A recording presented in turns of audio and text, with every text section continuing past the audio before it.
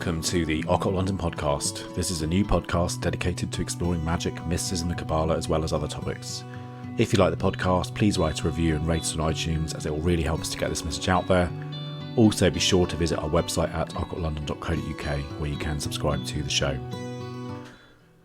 In today's episode, we'll be continuing our series exploring the different astrological zodiac signs with a discussion on some of the mythological and magical aspects of the sign of Gemini. Gemini is the sign of the twins. It is the third sign of the zodiac and the first to have a human form rather than an animal. The two brightest stars found within Gemini are Castor and Pollux, with whom mythology it is also linked to the Dioscuri. It is also one of the few constellations that actually looks like its namesake and what it's meant to represent. Around 9,000 years ago, the vernal equinox would have been in Gemini, and there would have been a line joining the two equinoxes between the bright stars.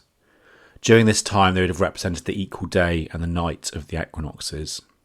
And thousands of years later, the Greeks called them Castor and Pollux, who, according to legend, possessed of an immortality of existence, so divided among them that as one dies, the other revives. Gemini is one of the oldest recognised constellations and is one of the 48 constellations identified by Ptolemy, who lived during the 2nd century. In modern times, it's also one of the 88 known or recognised constellations and the 30th in the night sky. This constellation is important and it's also unique, as it's not just named for two heroes but also has two stars within it that are named after those same heroes.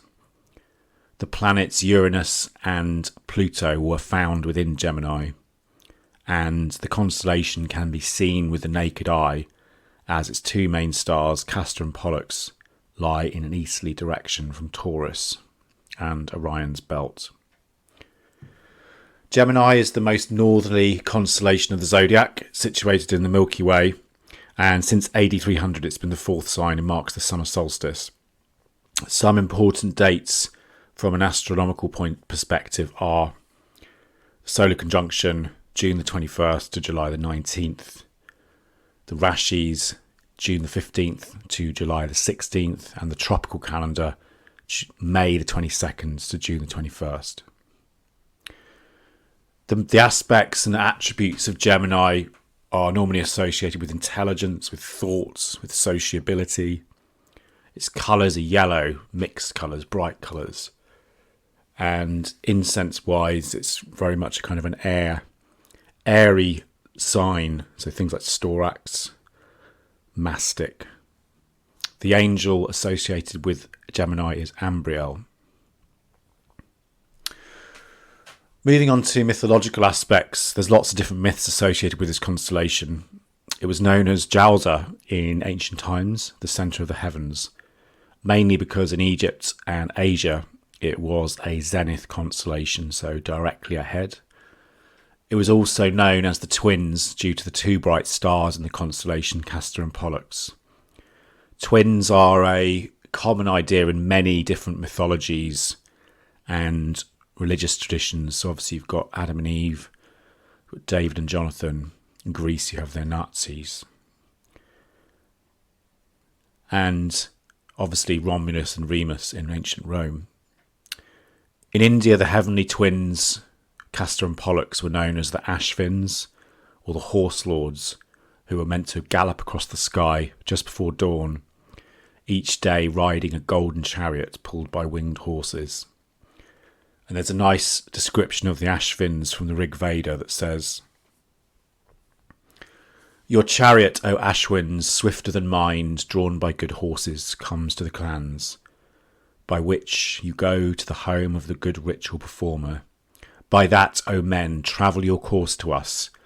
You free Atri, the seer of the five peoples, from narrow straits from the earth cleft along his band. O men, confounding the wiles of the merciless, driving them out one after another. O bulls, O Ashvins, you bulls, you men, by the wondrous powers you draw back together the sun. Repa, who bobbed away in the waters like a horse hidden by those evil waves. Your ancient deeds do not grow old. and that's from the Rig Veda. In ancient Egypt, Horus the Elder and Horus the Younger were connected with these. We also have Harpocrates as the Younger, who is often represented in the form of a youth with a lock of hair, and he's also sucking his finger. And he's also a form of the rising sun. In Arabia, it was known as Duo Pavonis, the twin peacocks. In China, the yin and yang, and Maori, the twins known as the Wakakou. Apologies for not pronouncing that right. These twin stars were also meant to be protectors of sailors and anyone on the sea, so fishermen as well. And the constellation is sometimes shown as 2 stars above a ship. This also had a connection with St. Elmo's fire, which is an electrical phenomenon during a storm or just before, where you get glowing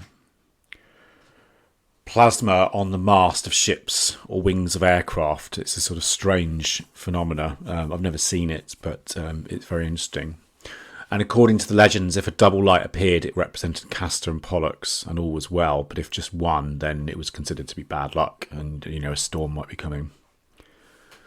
The most famous myth connected to Gemini, as we mentioned, is the mythology of Castor and Pollux. And this story is quite similar in a way to the one of Taurus. So it involves Jupiter once again. In the story, Jupiter falls in love with a beautiful woman, Leda, who is married to King Tyndareus, who is the ruler of Sparta.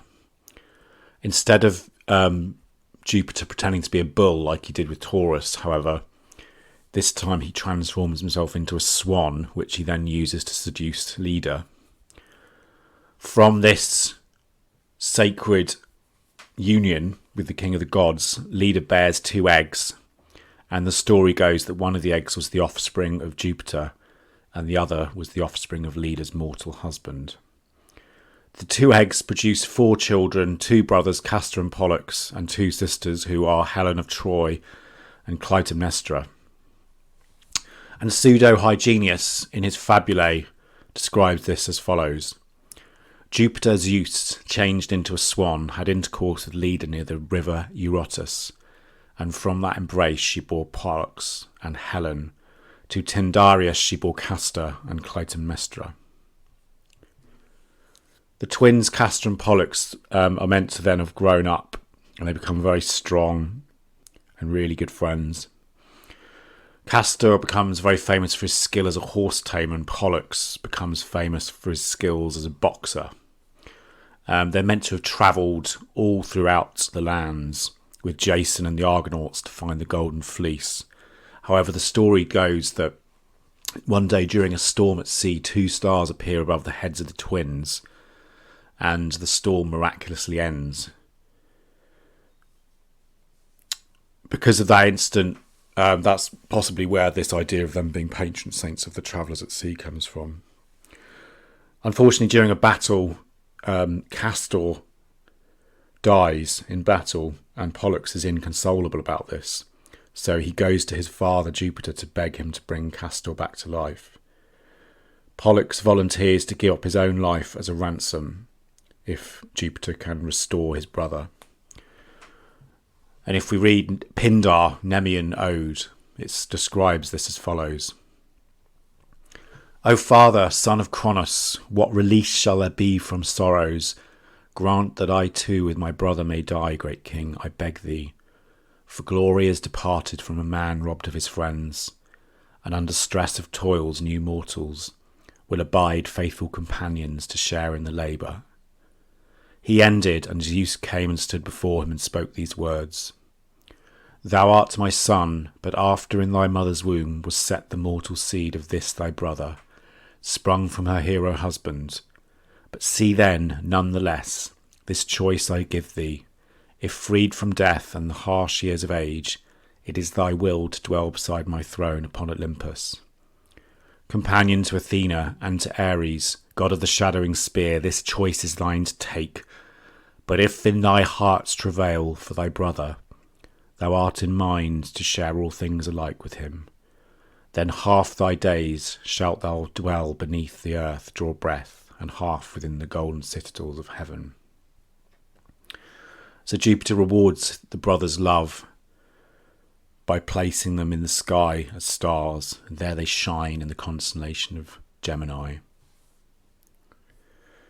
From a magical perspective, this time is when the sun enters the sign of Gemini, so we're entering this kind of in-between phase. It's not really spring, but it's also not yet summer. So it's very appropriate this is ruled by the element of air. Lots of the animals are teaching their young that have just been born at this time. So it's a time of energy, it's a time of excitement, a time of discovery, and a time of learning. And the energy of Gemini is very much focused on exploring and being curious at the world of possibilities. Where can we grow? What do we need to develop? What do we need to focus on to achieve our goals? As we mentioned also, as Gemini is the sign of the twins, which are half divine, half mortal, and also the planet Mercury, which is, from a Kabbalistic point of view, associated with Hod, it's also a very good energy to do more work, to move things along, or see a new perspective on a bad situation.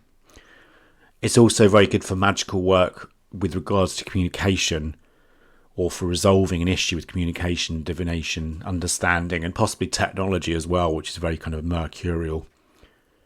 The air elemental aspects of Gemini also really enhance its intellectual aspects, so it's very good for kind of new ideas, mental power, reasoning, and understanding.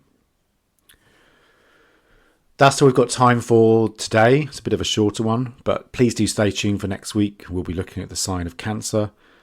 We'll finish with one of the Homeric hymns that was translated by Percy Bysshe Shelley to the Dioscuri.